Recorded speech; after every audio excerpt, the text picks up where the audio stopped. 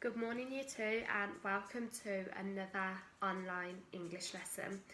So today's English lesson is going to be all about question marks, but before we begin that, same as yesterday, get yourself some lined paper and a pencil and we'll get straight into the date, title and handwriting before I teach you today's skill. So today's date is Tuesday the 22nd of September. Tuesday is a day of the week, so it needs a capital letter. Remember, we practiced our capital letters yesterday, so it needs to be much bigger than our lowercase letters. So Tuesday, finger space, the 22nd.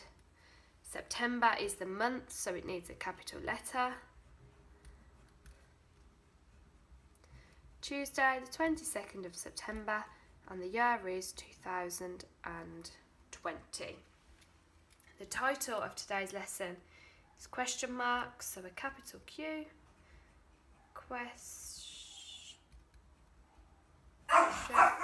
question marks,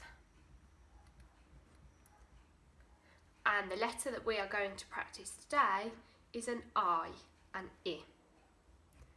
So we're going to do them. We're going to use a finger space between each one, and just like yesterday, I'd like you to continue to the end of your row. So as I said earlier on in the video, in this lesson we're going to be learning all about question marks. So what is a question? Pause the video, turn to the adult that you're doing your home learning with and discuss what a question is. What are you wanting to find out if you're asking a question? So well done to those of you that said a question is something you ask when you want to find out some information. So in our curriculum lessons, Dungeons and Dragons, you put up your hand and you ask me lots and lots of questions because there's more you want to find out. You want an answer from me. You've got all these ideas in your head. You're not sure what the answer is. You want me to answer them for you. So you would use a question. A question requires a piece of punctuation. Can you pause this video and draw a question mark on your paper? What does that look like?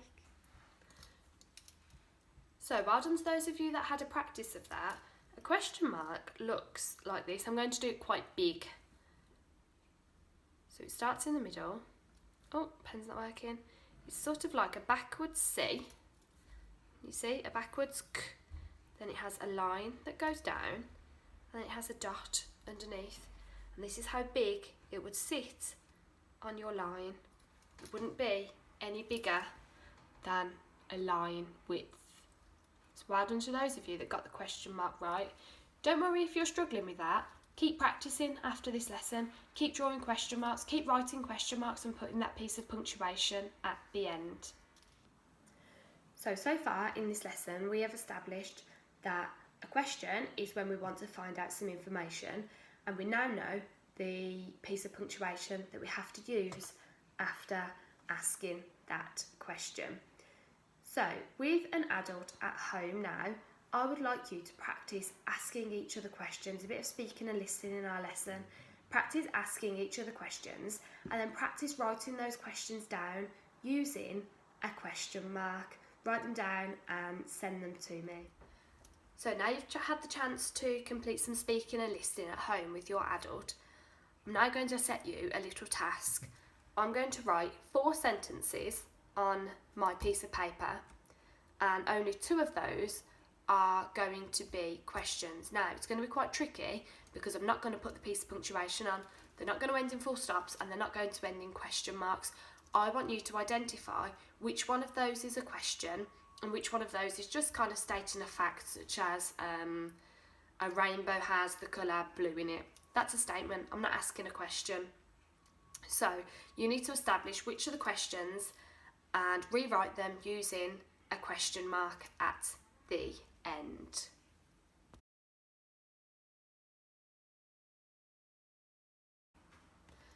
So here are my 4 sentences. My dog is called Bobby. How are you today? What is your favourite colour? I really like the colour pink. So with an adult at home, discuss which ones of those you think are the questions and why. I'd then like you to rewrite the questions underneath using the correct piece of punctuation. So pause this video and have a go at that activity, and then I'll go through the answers afterwards with you. So well done to those of you that said, how are you today? You are asking somebody how they are feeling. You want an answer back from them. You want them to say, yes, I'm feeling great, or I'm feeling a little bit upset today. Can we talk about it? So this one is a question. So let's have a go at rewriting that sentence using the correct piece of punctuation. So here's my question.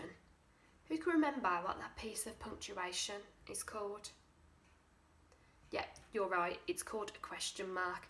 And remember, my question mark should be no bigger than a line width long. So here is my question mark. And well done to those of you that spotted what is your favourite colour as a question. You're asking somebody what their favourite colour is. You want them to respond. You want them to say, oh, mine is blue, mine is green, mine is yellow, mine is pink. You want an answer from them. So let's have a go at rewriting that sentence using the correct piece of punctuation.